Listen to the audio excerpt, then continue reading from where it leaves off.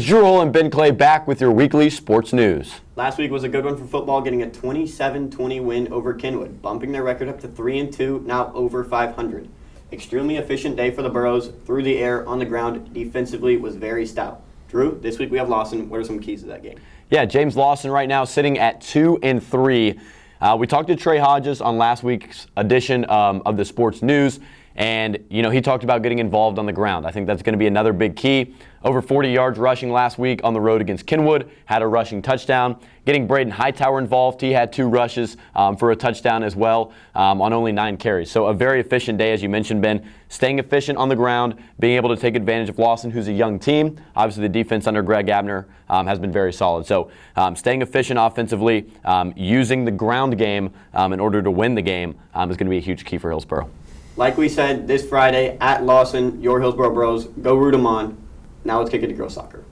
Let's jump into girls soccer. The Lady Burros have started the season 11-2-1 and look to lock down the district #1 seed. Senior night is Friday up on the Flex Field. Here's Coach Troy on what the seniors mean to him and the team. Yeah, this class of 2025 is something special. They've worked really hard for 4 years here at Hillsboro. The vast majority of them have been involved with the program, actually, since their freshman year.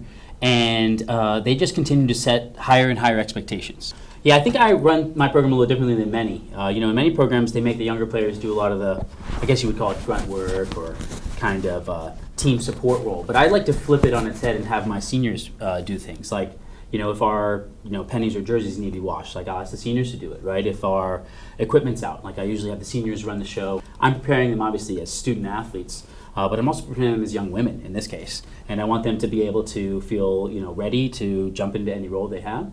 And so for our program, I think it's a top-down approach.